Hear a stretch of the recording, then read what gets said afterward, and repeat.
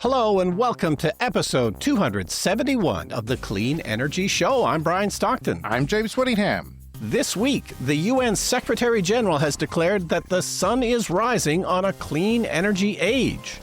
Sure, the sun is currently hidden by wildfire smoke, but we get the gist.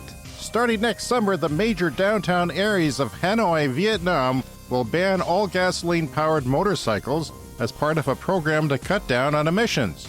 No word on whether the Vietnamese government will ban weasel poop coffee, because that's a thing in Vietnam, Brian. It's a thing. Oh, I love a good weasel poop coffee. A new stand-up electric scooter will be able to go 100 miles per hour, said a spokesperson for the company. All that and more in this edition of the Clean Energy Show. Yes. Sad press statement from that scooter company, but we'll get to that later. I think we're going to have warn our listeners that some of our shows may be a little bit shorter. If you're counting on us for your 45-minute, 50-minute commute, we may let you down a little bit over the next month as vacation and summer, I don't know what, summer slowdown, summer. Yeah, it's harder to talk in the summer. It's a well-known fact. Especially with the smoke.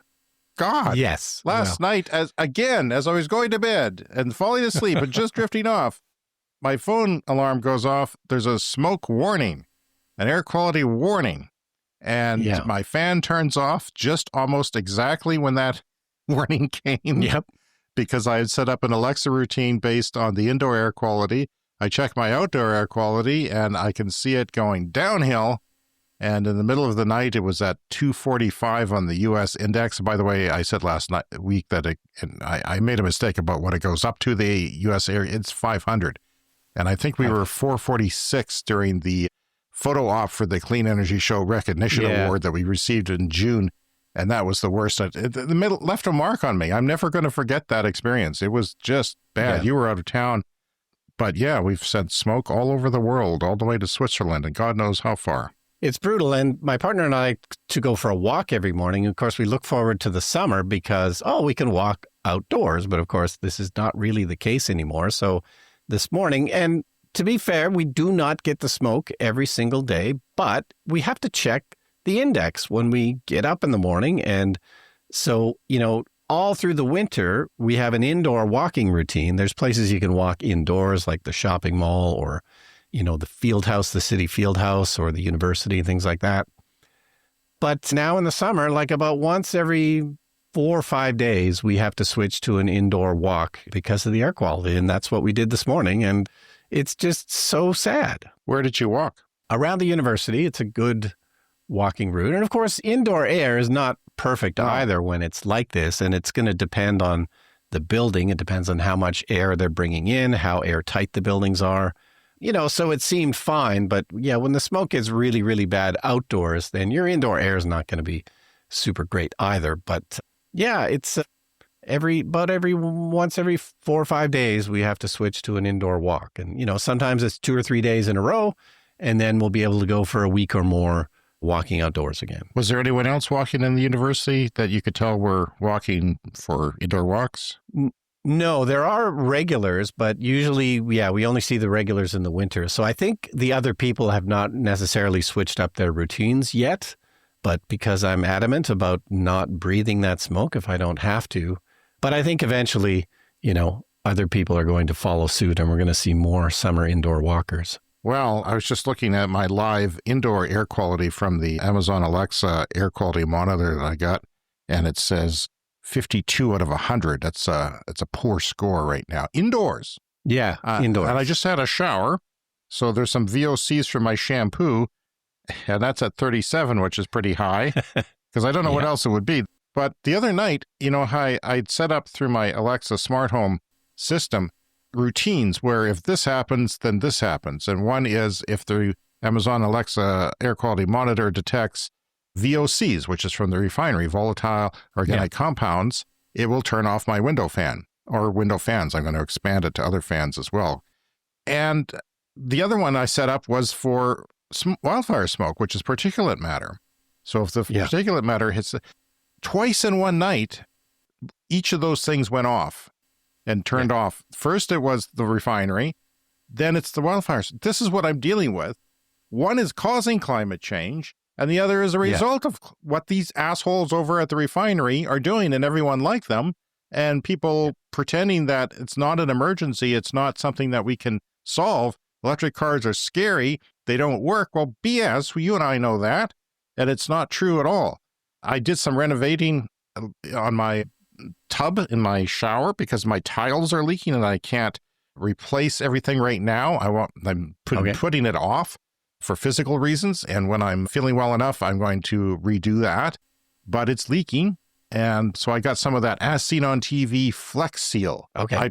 The internet said do it. Actually, the AI of the internet said to do that. Yeah. So I did it, and oh boy, the VOC account in my bedroom, two rooms away, 100. Does top of the scale. Wow. And that was with a fan blowing in air from outdoors.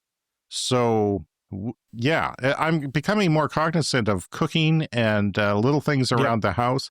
They give, scented candles. We don't use them, but we have one, and they give off VOCs as well, which is not good on a regular basis. But last week I discussed my son in the West Coast who's doing an internship trying to buy a new car, or recently. And Brian, he hit a Mercedes in his parking space. Well, he tried to buff it out on both cars. My horrible fatherly advice was buff it out on the other car because you're in a parking garage of a condo at night and just see if it can disappear. And it did. Yeah. But he still left a note because I raised him to be a good boy. So the guy got back to him and said, "Oh, thanks for letting me know, and I'll talk to my mechanic about the sensors." But he didn't think he was actually going to talk to his mechanic. He did, and it was like $1,150, please. What? Yeah, for something that completely buffed out. And the Mercedes is hail damage, so it's not a mint-condition car. It's got damage around it. Well, but if you can't see it, then what's the problem? Well, it's there. I guess if you unbuff it, it'll show up again. I don't know. Okay. But he went back to the dealership with the car, that one didn't buff out. There were still some scratches. It almost looked like a bear took a slight swipe to it. Right. There was several scratches in a row that wouldn't buff out. And they said, "Oh, don't worry about it. And you come look at this car. Which car are you buying today?" Because he kept a car for 24 hours and another car for 24 hours. Yeah. And then he gets close to buying it, and he realizes the insurance is $650 a month.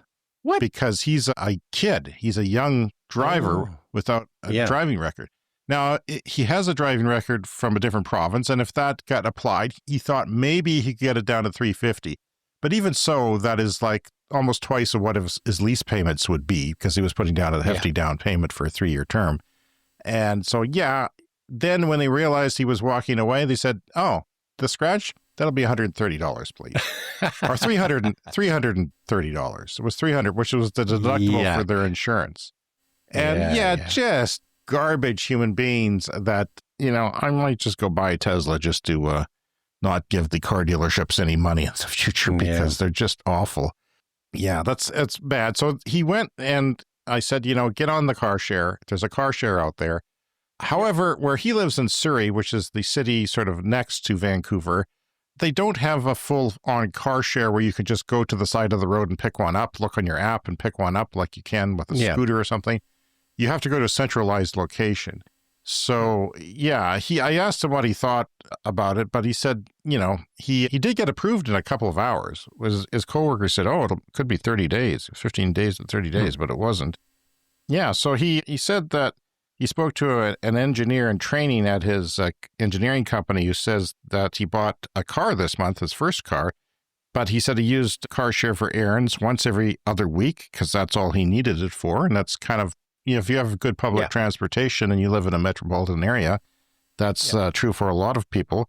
Now he pays a fortune for insurance because their insurance premiums in BC are different than what they are here in the province of Saskatchewan, Canada, where we have really notoriously low insurance premiums for our cars, like $100 a month for a lot of people, right? Yeah, I guess. I have heard, it depends on the circumstances. I have heard that private insurance in other provinces can sometimes be cheaper. But yes, we have a government insurance for cars here in our province.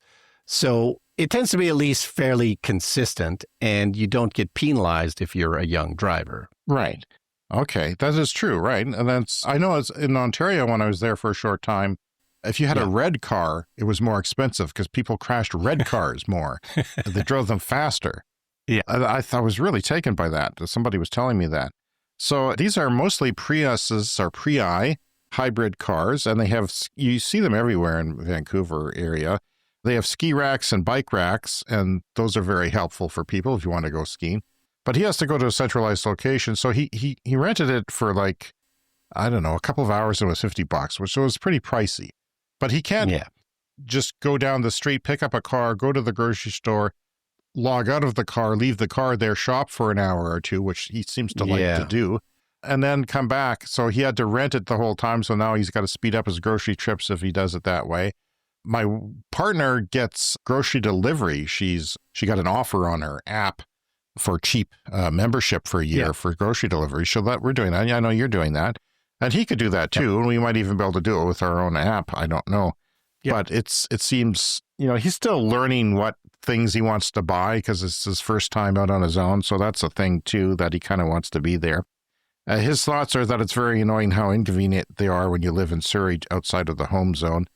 But he thought it would be great. He says they're good because they can help improve people's lives without owning vehicles, and they'll probably be all electric soon. I know they have some electric cars out there, and I don't know how you get them, but it's probably in the home zone. Yeah, I think I was one of the first car share people in Canada because we did it in Toronto about 25 years ago. And it was, at the time, I think the first car share thing in Canada was called Auto Share, and we signed up right away because we didn't have a car there at the time. And yeah, it's not the cheapest, and it just depends. Like if you want to go to IKEA and buy a couple of things, then that's what you really need a car for. That's very hard to do that on public transit. So you just kind of. But yeah, things like grocery delivery, really everybody should do that. There's a lot of groceries. I mean, it's sometimes nice to go and pick your own produce and stuff like that. Right. So we still go in person to the grocery store, but getting a huge load delivered, it's amazing. Yeah, and there's places where he works downtown where he can stop in and get like a liter of milk instead of a giant jug. He drinks a lot of milk, and just pick out some produce on a regular basis and not carry a lot if you make smaller trips, which is something that I did. Toronto, I used to use my bike in Toronto with saddlebags and go a long way to get to the cheaper grocery store sometimes. But I'm not a young man anymore. He is. He should be doing that. Yeah, so I think it's pretty good for him if he wants to go on an adventure on a weekend, like explore somewhere. He can take it for the whole day, and I think it works out to less than $130, but he doesn't have to pay for gas. You don't have to refill it. Right. And I noticed with their electric cars that if you bring it back with less than 30% and you plug it in somewhere, they'll give you a $10 credit. Right. Which is, pretty significant. Brian, I bought a underwater robot for my swimming pool, which I'm not using because of the damn weather. This is the worst summer in the history of my life, my long storied life, the worst summer ever. And I know even people in Ontario are saying that too. Like in Eastern Canada, it's been cool, but also smoky. I mean, we had two horrible summers in the early 90s, which were cool and often cloudy, but at least you could open your damn window. Now you can't do that. You can't even go outside and mow the lawn without, inhaling cigarette smoke of the equivalent. So I bought this. I was always amazed that these battery things go underwater. Yeah. But that's where we are now. It goes for 90 minutes. And it was refurbished on Temu. It's from a major, pool robot company. So they had a Canadian distribution center. Works great. And does what I would have to do for a long time before I joined the pool. So now I don't have to do that. And pretty happy. And it goes along the bottom of the pool, right? Is that what it is? Along the bottom, because debris and bugs and if you clean your pool, all the cloudiness in the water will settle to deposits at the bottom of the pool if you put in a clarifier type chemical. And just from rain, like the rain and the smoke and the dust comes into the pool and clouds the water and sometimes settles to the bottom. And in the worst case scenario, of course, there's leaves and pine needles and things like that. But it's something that I could also do in the spring and help me get the pool up and running faster. But I just think it's cool that the battery electric devices are at that stage. Yeah. And our friend Nicole has one in Toronto, too. She just bought a home with a pool, living the suburban lifestyle, and she has one of those, too. Richard on Patreon, our Patreon page, was talking about my reference last week to all the different, when you're trying to charge a car, that's not a Tesla, and you have all these different companies, so you need all these different apps to make sure that you're ready to go. Should you require this charger in this town, then the other one's busy or broken or something, you want to be ready to go. And I was lamenting about how all the different apps you have to buy and put, or not buy, but get and put your credit card on them and have them ready to go. He suggested Charge Hub, which is an app that charges a lot of, it's basically pays for a lot of different charging networks. Not Flow, which is my favorite network, but I did have an account for Charge Hub because I went and looked it up and I already had an account, but I sort of equated it to PlugShare, which is a place where you find chargers more than anything, although you can pay for them now. But I noticed that there's a lot more than there was that you can pay for. So it is a thing if you get an account with Charge Hub, you can charge with a lot of different chargers and only use that one app. So maybe it reduces your apps for now, but we see improvement as they come up with a sort of a universal way of paying in North America, at least. If you live in Europe and you have a solution, I'd be interested to know what you guys are doing out there. All right, this is an update to something we've talked about before. The world's largest hydroelectric dam has now started construction. So this is in China, and they're known for already having a massive hydroelectric dam, the Three Gorges Dam. So guess how much bigger this one is going to be than the Three Gorges Dam? 50% bigger. It's about 3 times more. Oh, my God. 3.5 times bigger. Basically, all the water of the world is being harnessed. Yes. Now, the difference is that this is a cascading hydroelectric dam, so it's not all in one place. So they have this river that goes downhill for quite a long distance. And as we've mentioned before on the show, one of the cool things about hydroelectric power is you can actually harvest that same water for energy more than once if it's continuing to flow downhill. So it's actually going to be in 5 sections. So each of those sections will be smaller than the Three Gorges Dam. One thing we talked about with the Three Gorges Dam is like it was so large that like seismic meters could detect like a slight wobble in the rotation of the earth when they finally filled the Three Gorges Dam. Which, didn't it shorten our days by like a quarter of a second or something? It was crazy. Something like that, yeah. The Earth, orbit was slightly altered? Yeah, exactly. So I think because this one's in 5 sections, we probably won't see that same effect again. Presumably they'll fill all 5 of them at a different time. Or if they filled them all at once, they would probably fill kind of slowly. But yeah, the Three Gorges Dam is 88 megawatts, and this is 300 million megawatts annual megawatt hours. So this will do 300 million megawatt hours per year. So yeah, roughly, 3.5 times as much as the Three Gorges Dam. So it's controversial, of course, because India and Bangladesh are downstream from this water, and they're concerned that, the Chinese could just shut off their water at some point. And China keeps saying, oh, no, it'll be fine. Don't worry about it. And of course, there's always environmental costs to big hydroelectric dam projects like this. So of course, environmentalists are very concerned. So, lots of opposition, but construction has started. So this would appear to be going ahead. Well, the Chinese government does what the Chinese government wants to do and just goes ahead and does it. There's occasions where that's a good thing, maybe when it comes to clean energy. But this is, human lives get overturned when dams get built as well, not just environmental. Yes. No, and there's been environmental protesters at other dam projects in China, and they've been very harshly dealt with and arrested and imprisoned. And so, that's never a good thing. But here we go. It's underway. Well, Vietnam is setting bans on gasoline motorcycles next year, and they will soon be followed by cars. This is in the central area of Hanoi. You know that Vietnam is largely a 2-wheel transportation place. You can see videos on YouTube of just a sea of scooters and motorcycles coming at you. It's like a waterfall. They're just everyone's on them. I don't know how many people die every year on those things in such crowded places without helmets often, and sometimes crowded bikes where the whole family's on there. Talk about getting groceries with the family. That's a different situation. But starting next summer, the major downtown areas of Hanoi will ban all gasoline-powered motorcycles as part of a program to cut down emissions. Now, we know that these scooters and motorcycles are not just gas-powered, but they often have no emissions controls. Yeah. So they're noisy and smelly and produce bad air quality in centralized locations when you get all the people located in the middle there. The plan will go into effect July 1st, 2026, and then will expand the following year to cover more districts outside of downtown, kind of like London. London started in the middle and they started expanding, and eventually include gasoline-powered cars as well, which other cities around the world are also banning gasoline-powered cars, or they're putting a fee on using them in the central business districts of cities that get congestion, a congestion fee. So other major cities like Ho Chi Minh City and Da Nang are also studying similar measures.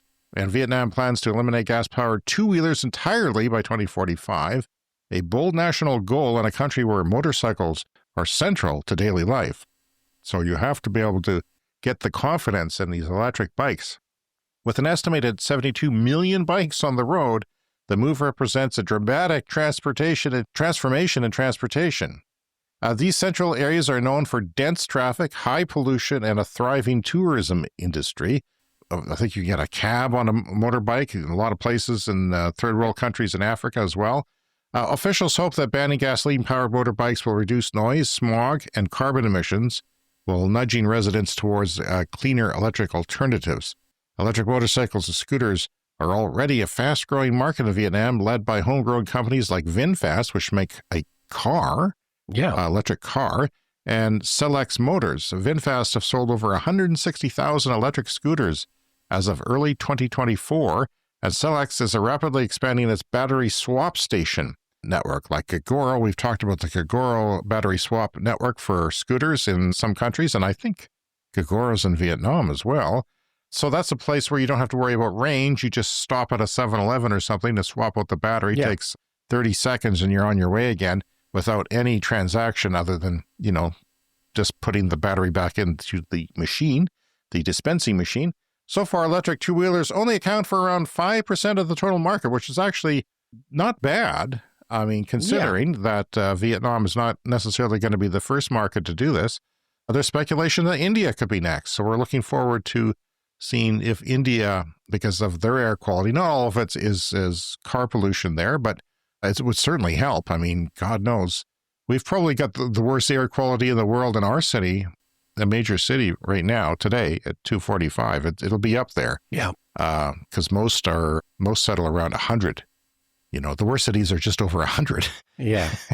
We're at 245 just for today and tomorrow night, as far as the forecast goes. No, and certainly India has a lot of two-wheel vehicles as well. So the head of the United Nations says that fossil fuels are running out of road. So the world is on the brink of a breakthrough in the climate fight, and fossil fuels are running out of road, the UN chief said on Tuesday, as he urged countries to funnel support into low-carbon energy. More than 9 in 10 renewable power projects globally are now cheaper than fossil fuel alternatives. Solar power is about 41% cheaper than the lowest cost fossil fuel alternative, and onshore wind generation is less than half the price of fossil fuels, and this is according to a report from the International Renewable Energy Agency. Costs have been driven down by the increasingly widespread use of these technologies, a huge focus on low-carbon manufacturing in China, a burgeoning investment in the sector that we've talked about before. It reached $2 trillion last year, which was $800 billion more than was invested into fossil fuels, and that was an increase of about 70% in the last decade. So António Guterres, the UN Secretary General, said, "We are on the cusp of a new era. Fossil fuels are running out of road. The sun is rising on a clean energy age," and that report from The Guardian. We live in a place that we think is maybe a little bit difficult to decarbonize because solar seasonality. We have plenty of solar right this time of year usually because we have long days in the summer, but shorter days in the winter. I think it's like, what are the days in the winter? 7.5 hours or something? Seems 8 hours? shorter, but yeah. Yes, it goes from like 9 a.m. to 5, right, roughly. So it's around 8 hours. And that's becomes a bit of a problem. I mean, we still produce solar, but I'm starting to think days like today, like my panels are producing a third of what they should. It's actually a sunny day out there. Yeah.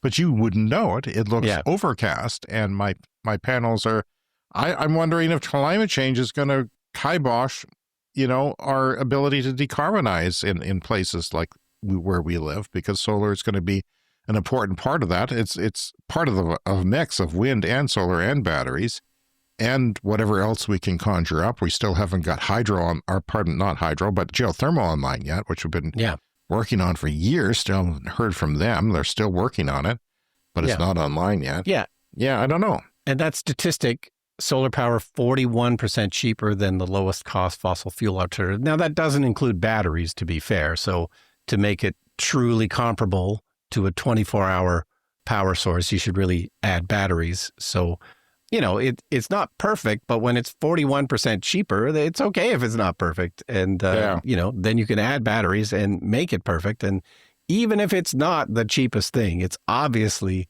what we should be doing. And it's certainly the simplest and quickest way to build our way out of a dirty energy age. So 9 out of 10 places in the world, it is cheaper, though.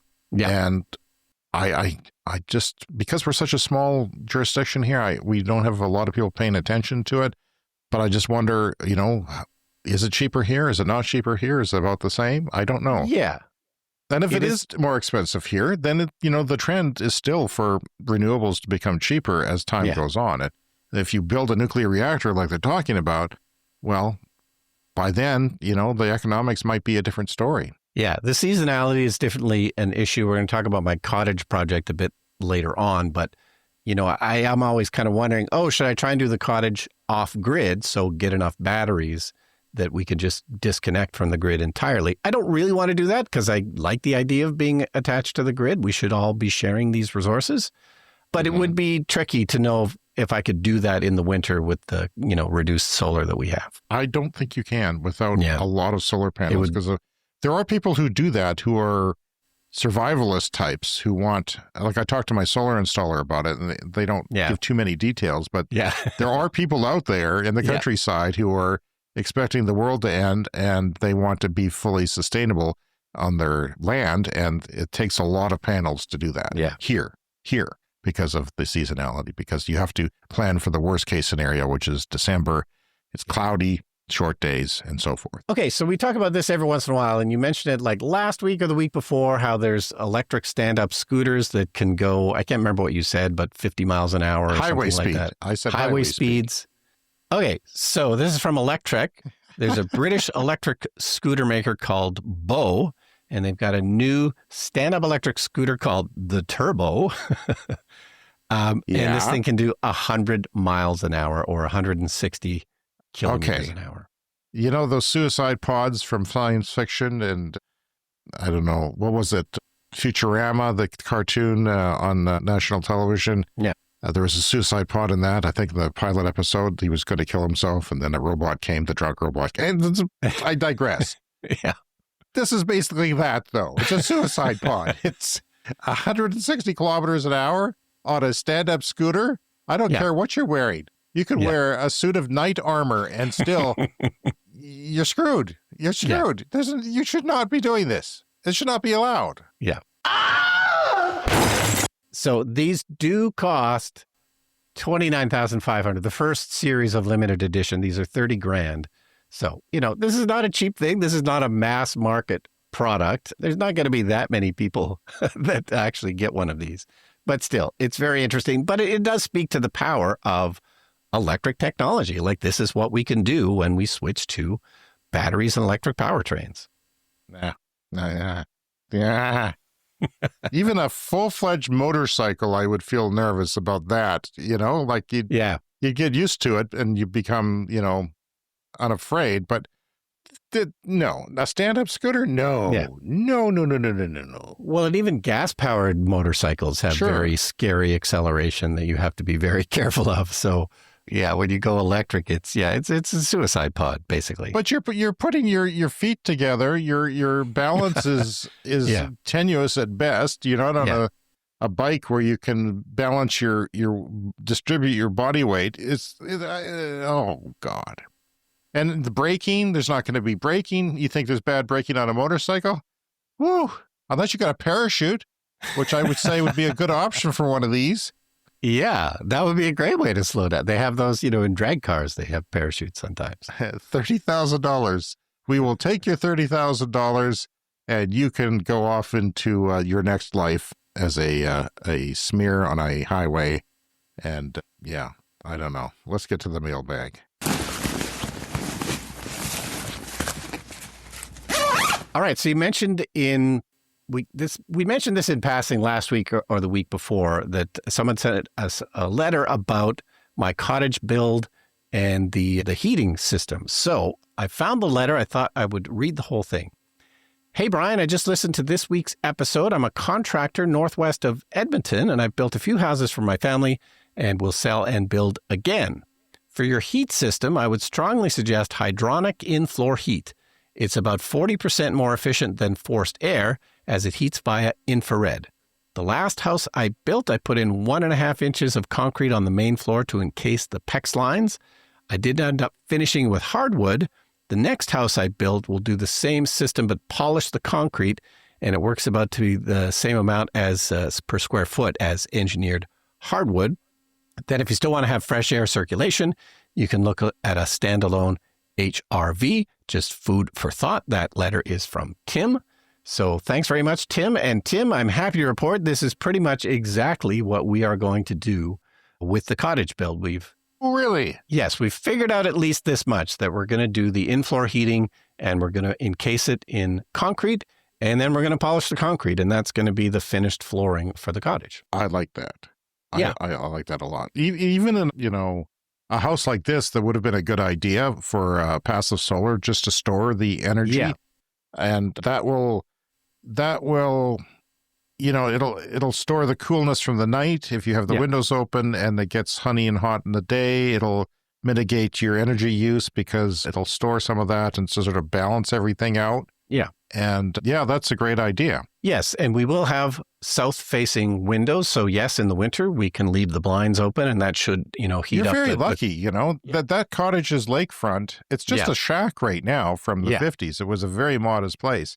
But the property, it faces the lake, so you have that opportunity to put the big windows with the view of the lake and harness the sun and the energy from it.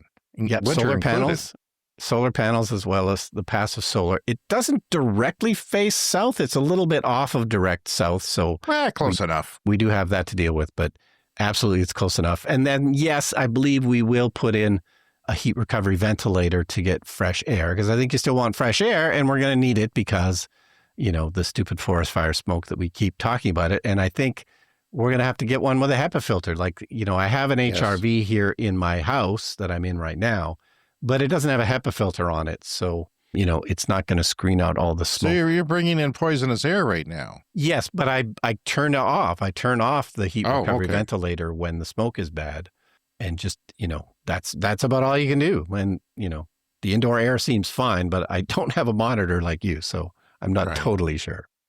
Well, you should get one. Get one from IKEA. Next time you're in IKEA, score one and just pick one up and install it just for curiosity. Maybe Apple will come out of it. You're in the Apple ecosystem. Maybe Apple will come out. They should, because air quality is a thing now. But the thing I'm still not sure of is how do we heat that flooring? So, of course, I want to do it with a heat pump because, we're not going to have any natural gas. So liquid goes through the flooring and radiates upwards. Yeah. So you use less heat because, the heat usually, you feel colder down below and the heat goes up. But if it starts down there and radiates evenly up, that's an efficient way of doing things. But there's different ways of heating that fluid that goes through those pipes in the floor. Yeah. Gas boilers is a common one. And but there's now in Europe, they're switching those over to heat pump boilers. Yeah. So this is a thing where I think this is a already solved problem in Europe. But here in Canada, especially in Western Canada, there's probably not that many people doing it where we are. So I think I'm going to struggle a little bit to find the correct kind of heat pump to do this. So if anyone has any suggestions for me, let us know. I was thinking this morning that, one day we're going to need oxygen generators in our homes because it's getting so bad. Maybe you should talk to your architect about that. That's just depressing. Just to be preemptive. It's like living on Mars, except, worse air. Can you get it out of water? Like, you can get hydrogen out of H2O. Sure. So you split it up, you get the hydrogen, lake. And then you get the oxygen. Sure. Maybe it should be a hydrogen-powered, in-floor heating. Sure. That's certainly not an option. Yeah. if you were looking for your letter, we did a bunch of our letters in our last Patreon bonus episode on our Patreon page. It's there for free. The first 10 minutes, you can listen to our letters there. You can contact us at the Clean Energy Show, cleanenergyshow@gmail.com, because we love to hear from our listeners. We love it, love it, love it. Please contact us. And you can also leave us a voicemail online at speakpipe.com/cleanenergyshow. You can support us with a PayPal donation. Somebody just did a one-time donation the other day. It was very nice of them. Some people do monthly donations of a little bit because they don't want to use Patreon. You can use PayPal. That's in our show notes, and we thank you so much for doing that. Join the conversation on our Patreon page because that is our social media page now. When I go on vacation on my electric road trip, I will be posting video updates from there. If you're interested in what it's like, if you're EV curious and you're kind of wondering what it's like to go on a road trip, I'll be posting little unedited videos up there from my phone. That is in the first couple of weeks of August and late July. If you join our Patreon as a paying member, you get access to extra stuff, including our exclusive Patreon episodes. And you can now support us for as little as $1 US per month. Some of our perks are ad-free episodes, exclusive access to the Discord server, which is starting to get some activity, and discounts at our merch store, early access to our episodes before the public, behind-the-scenes material that isn't always public, and thank you credits on our video podcast, which is returning in the fall, and shout-outs monthly on our audio podcast if you're in the Clean Club or higher. And thank you to everyone who supports the show. We're very overwhelmed by your support. And coming up next, the lightning round. It's time for the lightning round. The Lightning Round is a fast-paced look at the latest headlines in climate, clean energy, and transportation. China has switched on its largest standalone battery storage project with a capacity of 2 gigawatt hours. That is 2 nuclear reactors for an hour, all in a battery. People say it can't be done. Yeah. Well, that's pretty significant. The 4-hour storage system is described as the largest lithium iron phosphate energy storage project in the country. So that is the cheaper of the lithium batteries, right? The lithium iron phosphate. Yeah, and it's becoming much more common. People were using, nickel and cobalt, but those things are expensive and hard to get. So these new battery chemistries have made a huge difference in driving the cost down and making everything easier. So this battery chemistry is less energy dense. So it's not great if you want a long-range Tesla that goes 700 kilometers or 500 miles because it doesn't all fit in there. But if you want a lower-range car, it's great and cheaper. And if you want battery storage, it don't matter. Size doesn't matter. Volume doesn't matter as much because you can do a lot. You could put them in a skyscraper. I see your cat in the background. Calypso, the clean energy cat. 21% less fossil fuel gas has been used in California so far this year than compared to last year. 21% less fossil fuel gas than the grid in California. That's 40% less than 2023 as they continue to decarbonize with renewables and battery energy storage, which keeps the solar when the sun goes down, extends it into the evening when everyone's using electricity in the evening and watching Matlock. I assume people watch Matlock?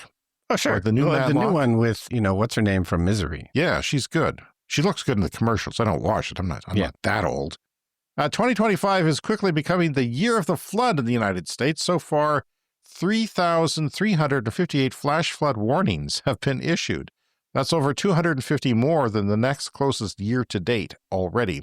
The European Commission is working on a plan to prohibit car rental firms and large corporations from buying non-electric vehicles. I think we mentioned this before. This work is continuing, and this is by 2030, their fleets will have to buy electric vehicles. According to German newspaper Bild, this is a clean energy show, fast facts.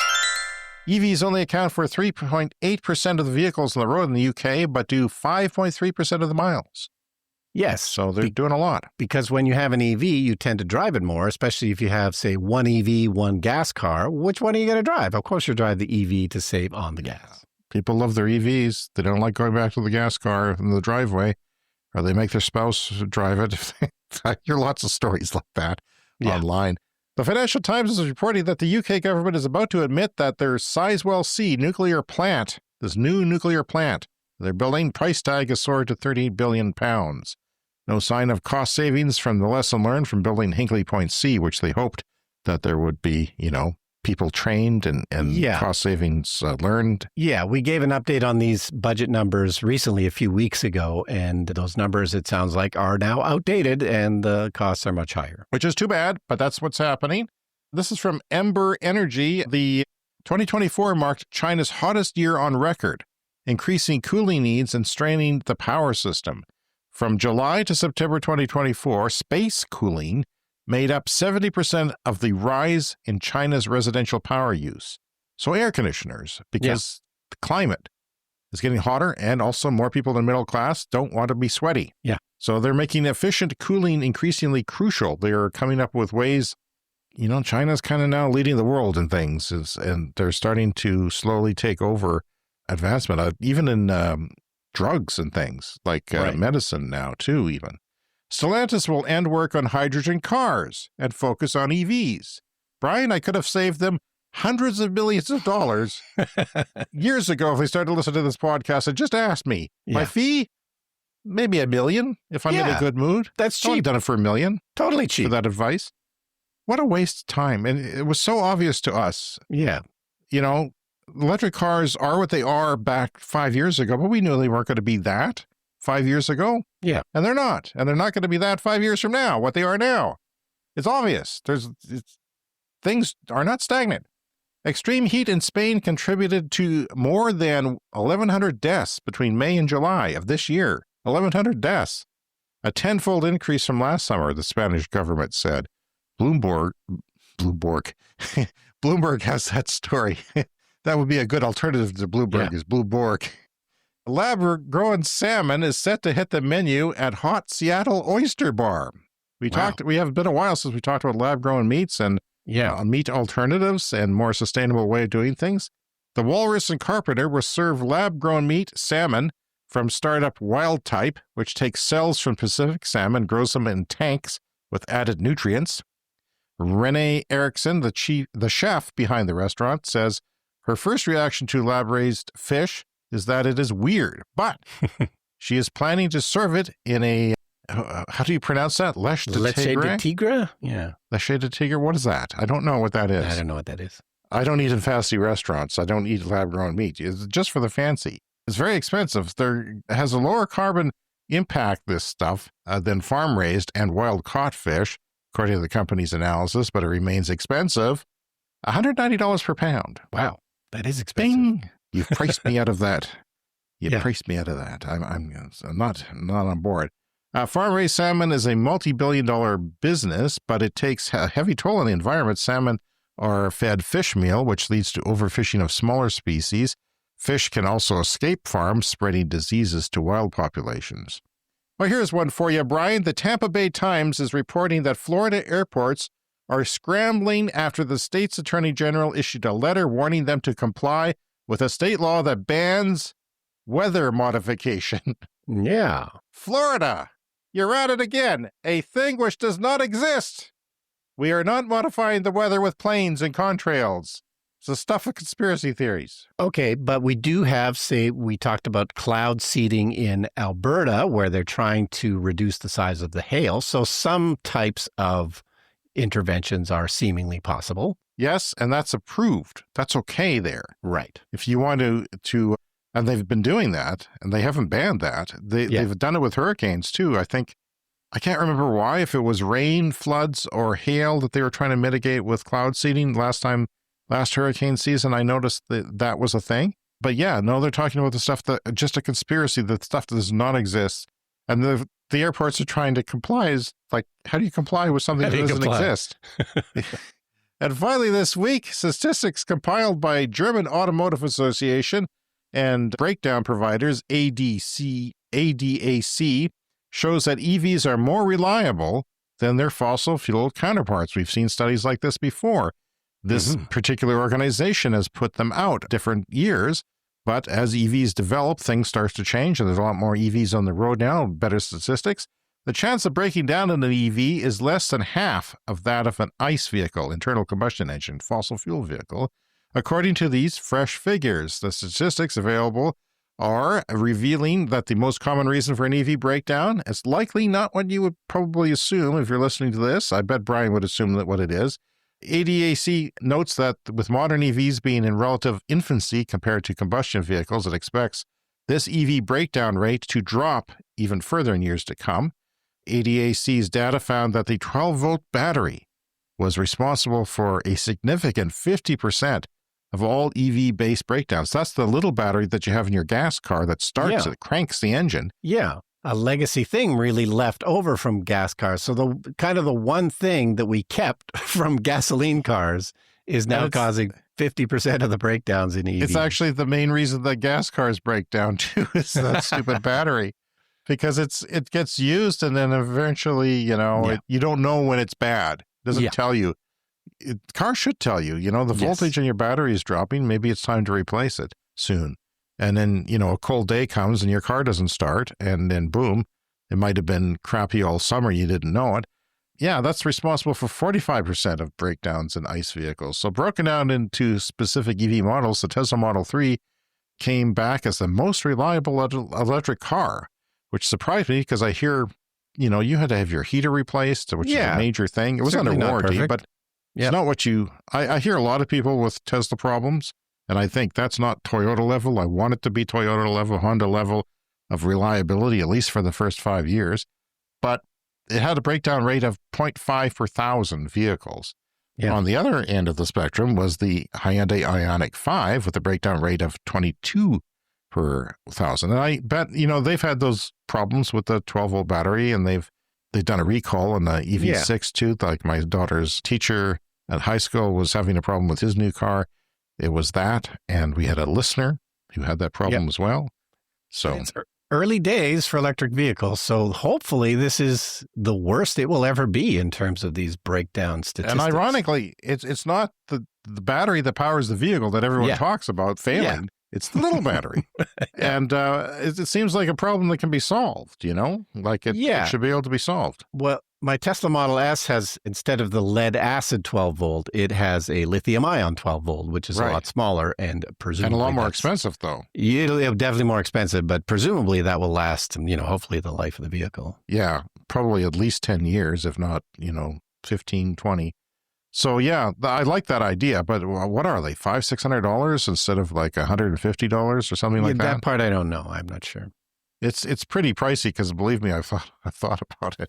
But maybe those will become cheaper because all lithium batteries are becoming cheaper. Right. So you could do that in any car or a gas car. Yeah. You could get a lithium ion replacement. There are people on the Chevy Bolt EV forums that have done that because they got pissed off that their battery failed. And the batteries are very expensive in the Bolt, by the way, because they're lead acid, but they're kind of like lithium. They're trying to act like lithium, so they're very expensive. Right. But they still only last 5 years or something. Yeah. They're like a high-end version of that lead acid battery. All right. Well, that's our show for this week. Once again, you can contact us cleanenergyshow@gmail.com. On social media, we're Clean Energy Pod. The Patreon page, which we love, and we thank everyone for your support, patreon.com/cleanenergypod. We have a merch store. That's in the show notes. You can buy t-shirts and hats and all kinds of wonderful things. And remember to hit that subscribe or follow button wherever you get your podcasts, and then you will get a new show every week. And as always, thank you to our Patreon Clean Club executive members, Green Bastard and Brent Routley. And we'll mention everyone else in the first week of the month. Thank you to all who are supporting climate-positive content. We'll see you again in 7 days. And I'm sorry, I lied. We have a normal length podcast this week, but next week, look out. It could be short. Yeah. All right. See you next week.